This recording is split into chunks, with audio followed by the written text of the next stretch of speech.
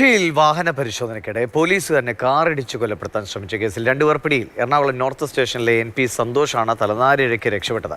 പ്രതികൾ സഞ്ചരിച്ച കാറും കൊല്ലത്ത് നിന്ന് പോലീസ് കസ്റ്റഡിയിലെടുത്തിട്ടുണ്ട്. ഇന്നലെ പുലർച്ചെ കലൂർ ശാസ്താ റോഡിൽ വാഹന പരിശോധനയ്ക്കിടെയായിരുന്നു ഈ സംഭവം.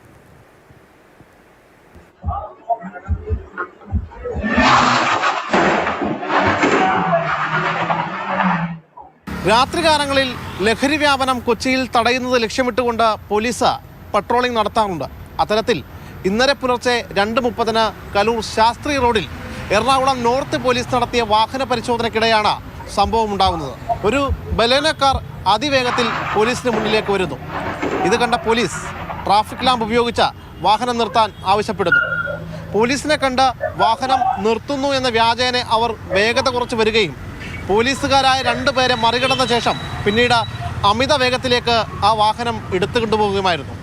ആ സമയത്താണ് പോലീസിലെ ഡ്രൈവർ സന്തോഷ് ആ വാഹനത്തിന് മുന്നിൽ പെട്ടുപോവുകയും തുടർന്ന് സന്തോഷിനെ ഇടിപ്പിച്ച് തെറിപ്പിച്ച് ആ വാഹനം കടന്നു കളയുകയും ചെയ്തത്.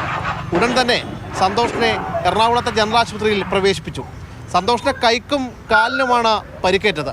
എന്നാൽ പ്രതികളെ പിടികൂടാൻ നോർത്ത് പോലീസിന് ആയില്ല. ഒരു ദിവസം കഴിഞ്ഞില്ല.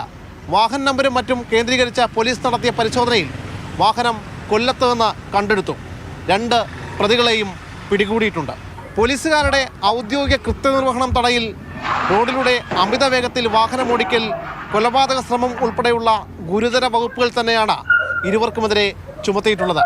അതുകൂടാതെ തന്നെ എന്തുകൊണ്ടാണ് ഇവർ വാഹനം നിർത്താതെ പോയത്, ഇതിന് പിന്നിൽ ഏതെങ്കിലും തരത്തിലുള്ള ലഹരി ഇടപാടുകൾ ഇവർ വാഹനത്തിലൂടെ നടത്തിയിട്ടുണ്ടോ, അതുകൂടാതെ മദ്യപിച്ചാണോ ഇവർ വാഹനമോടിച്ചത് എന്നതടക്കമുള്ള കാര്യങ്ങളും എറണാകുളം നോർത്ത് പോലീസ് പരിശോധിച്ചു വരികയാണ്.